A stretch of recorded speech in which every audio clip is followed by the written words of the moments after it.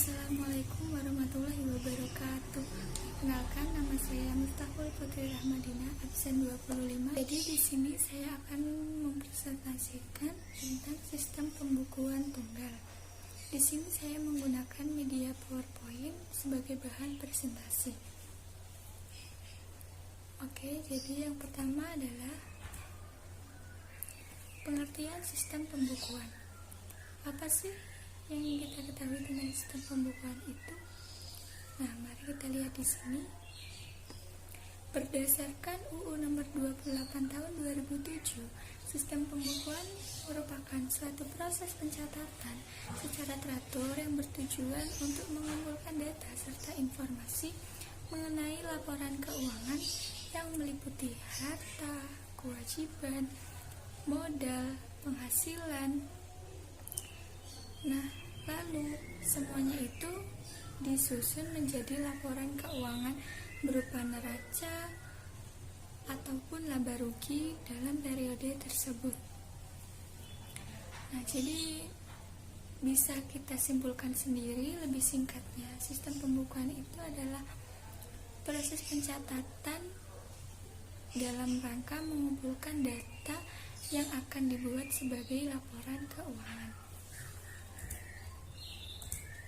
Selanjutnya ada metode sistem pembukuan. Metode sistem pembukuan itu ada dua, yaitu yang pertama ada single entry bookkeeping atau sistem pembukuan tunggal. Ini adalah pokok pembahasan yang akan kita bahas. Nah, yang kedua ada double entry bookkeeping atau sistem pembukuan ganda atau berpasangan. Saya akan bahas sedikit mengenai sistem pembukuan ganda. Nah, sistem pembukuan ganda ini bisa kita gunakan apabila bisnis yang dijalankan memiliki beberapa akun piutang atau hutang. Nah, jadi dalam metode ini tuh pencatatannya ada dua, yaitu melalui saldo debit dan saldo kredit, di mana keduanya ini harus balance atau saling menyeimbangkan. Nah, selanjutnya adalah yaitu pokok pembahasan yang kita bahas di sini adalah sistem pembukuan tunggal. Yang pertama ada pengertiannya. Apa sih pengertian dari sistem pembukuan tunggal? Sistem pembukuan tunggal adalah metode pencatatan yang hanya dilakukan satu kali sesuai dengan namanya, yaitu tunggal.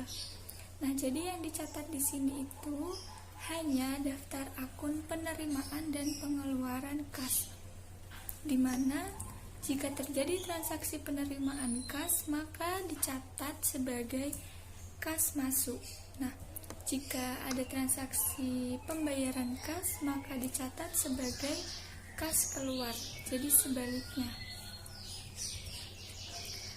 Selanjutnya ada keuntungan dan kerugian sistem pembukuan tunggal. Sistem pembukuan tunggal ini keuntungannya yaitu sederhana, sehingga kita itu membuatnya praktis dan lebih mudah. Karena kan di sini cuma ada dua daftar, yaitu penghasilan dan pengeluaran. Tidak seperti metode pembukuan ganda yang dimana di situ kita pencatatannya harus disesuaikan dengan saldo debit dan kredit, dan perhitungannya juga harus seimbang atau balance.